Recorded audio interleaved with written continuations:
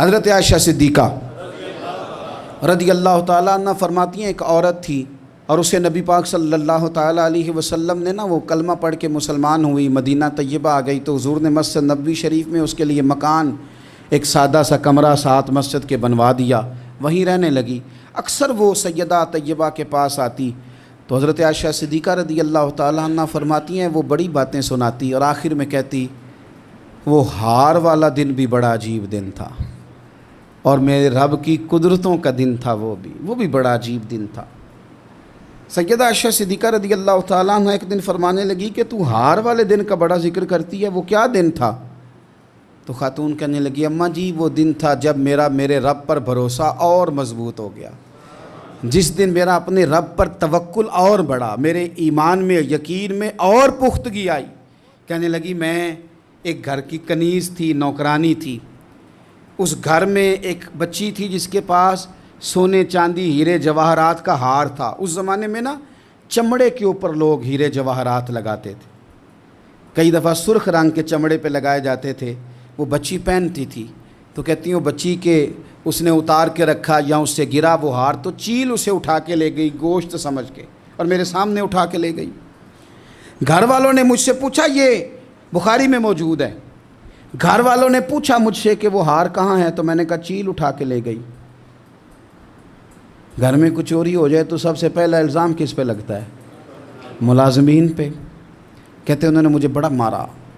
بڑی تکلیف تھی، حتیٰ کہ میری شرمگاہ تک کی تلاشی لی، میری عزت اتنی خراب کی میں بتا نہیں سکتی۔ میں نے اپنی زندگی میں ایک واقعہ دیکھا، ایک امیر گھر میں چوری ہو گئی، ملازم کو اتنا مارا کہ وہ چارپائی پہ پڑ گیا، پولیس والوں سے اتنی مار پروائی گئی کہ وہ بیچارہ چارپائی پہ پڑ گیا اور پھر وہ اتنا بیمار ہوا اور کچھ دنوں کے بعد پتہ چل گیا کہ چور تو اپنا بیٹا ہے ان کا،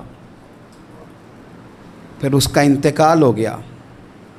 اب وہ سیٹھ صاحب اور گھر والے آ کے مرنے والے کے کان میں معافیاں مانگ رہے ہیں، کان میں۔ تو میں نے ان سے پھر کہا تھا کہ یہ تو اب چلا گیا ہے، تمہارا زور چلتا تھا نا تو تم نے قانون خریدا اور تم نے اسے جتنا ہو سکا تم نے اسے مار پڑوائی، تمہارے پاس جو عدالتیں تھیں تم نے وہاں کارروائی کی، اب ایک عدالت قیامت کے دن لگے گی۔ یہ کمزور تھا نا، کچھ کر نہیں سکا۔ میرے نبی پاک صلی اللہ علیہ وسلم نے فرمایا سن لو، اگر سینگ والی بکری نے بغیر سینگ والی بکری کو تکلیف دی ہوگی نا تو قیامت کے دن اسے بھی بدلہ دینا پڑے گا کہ تیرے پاس سینگ تھے اور تو نے اسے مارا تھا۔ وہ خاتون عرض کرتی ہے سیدہ عائشہ کی خدمت میں کہ مجھے بڑا مارا، مجھے تکلیف دی، میں کہہ رہی تھی کہ میرے سامنے چیل لے گئی ہے پر وہ نہیں مان رہے تھے، اماں جی انہوں نے مجھے بڑا مارا۔ حضرت عائشہ صدیقہ کہتی ہیں پھر کیا ہوا؟ کہنے لگی اماں جی جب کوئی میرا مددگار نہ رہا، مجھے تکلیف دے رہے تھے، رسوا کر رہے تھے، تو میں نے اپنے رب سے مدد چاہی، میرے رب کی طرف میں نے توجہ کی، میں نے کہا مالک اب تو ہی میرا مددگار ہے۔ کہتی ہے وہ مجھے مار رہے تھے تو وہ چیل جو ہار لے گئی تھی وہی لے کے واپس آ گئی اور ہمارے سروں کے قریب لا کے اس نے جب اس ہار کو پھینکا وہ مجھے چھوڑ کے سائیڈ پہ ہوئے،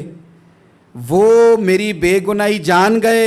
لیکن آپ کو بتاؤں اس دن سے میرا اپنے رب پر یقین اور بڑھ گیا۔ مجھے سمجھ آ گئی کہ جب انسان پورا ٹوٹ جاتا ہے اور جب کوئی چاروں جانب اس کا مددگار نہیں ہوتا تو رب تو ہوتا ہے نا، اللہ تو اس کا مددگار ہوتا ہے نا، وہ تو پھر اپنے اس بندے کی مدد کرتا ہے نا، پھر وہ تو توانائی دیتا ہے نا، وہ تنہا نہیں چھوڑتا، وہ تو آنسوؤں والوں کے آنسوؤں پہ بڑا کرم فرماتا ہے، وہ تو قسم پرسی میں آ جاتا ہے، اس کی رحمت بڑھ کے استقبال کر لیتی۔